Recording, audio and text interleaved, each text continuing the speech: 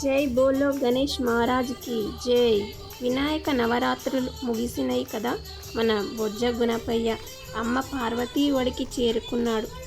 ఈ వీడియోలో వినాయక నవరాత్రులు ఆ కాలంలో ఎలా జరిగేది, మరి ఈ కాలంలో ఎలా జరుగుతున్నాయి అనే అంశం మీద వీడియో తీసిన. ఈ వీడియో లాస్ట్ వరకు స్కిప్ చేయకుండా చూస్తారని ఆశిస్తున్నాను. ఇక్కడ బతుకమ్మ ఆడుతున్న మహిళలు చూడండి, ఎంత బాగా చప్పట్లతో ఉయ్యాల ఊగుతున్నారో.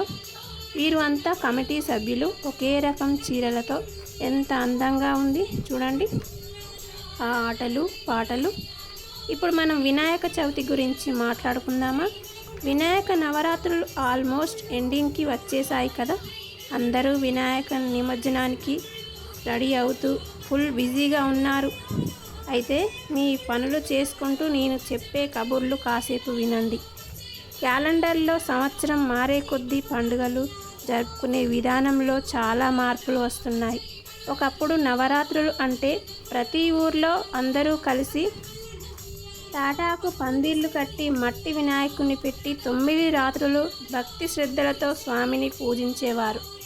నిమజ్జనం రోజైతే భజన పాటలు పాడుతూ 9 రోజులు పూజలు చేసిన ఆ వినాయక బొమ్మను ఊరంతా ఊరేగింపి ఊరి చివరి చెరువులో నిమజ్జనం చేసి వినాయకుడికి వీడ్కోలు చెప్పేవాళ్ళు.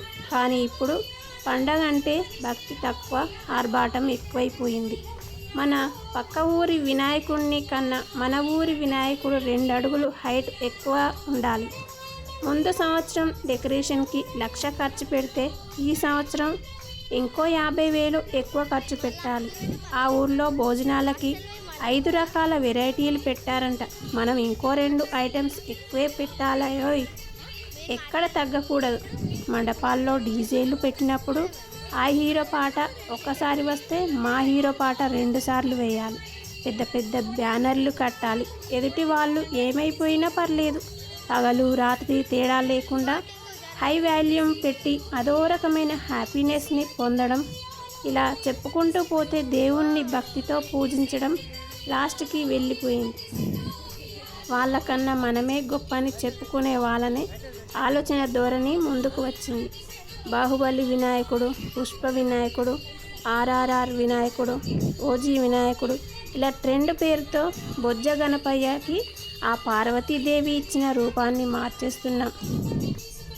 ఆఖరికి వినాయకుడి వాహన మూషికాన్ని మార్చేసి బుల్లెట్ బండ్ల మీద లారీల మీద కూర్చోబెడుతున్నాం. రాబోయే రోజుల్లో ఈ ట్రెండ్ ఎటువైపుకు వెళ్తుందో అని మీలో ఎంతమంది భయపడుతున్నారు?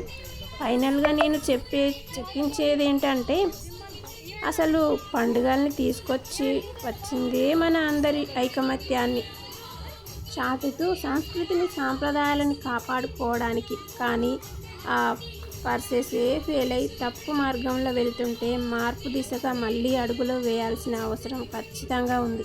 మరి అదండి. మరి ఈసారి నిమజ్జనాన్ని గొప్పగా కాదు, చాలా భక్తిగా చేద్దాం. జై గణేష.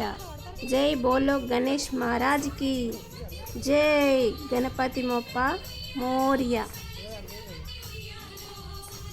ఇదండి ఇవాళ వీడియో. ఈ వీడియో మీకు నచ్చినట్లయితే ప్లీజ్ లైక్, షేర్, సబ్స్క్రైబ్ చేయండి. మరొక మంచి వీడియోలో కలుద్దాం. అంతవరకు ఈ ఉయ్యాలను చూస్తూ, ఉయ్యాల పాటను వింటూ, ఈ ఆడపడుచుల ఆటలను చూస్తూ ఉండండి. ఓకేనా? బాయ్.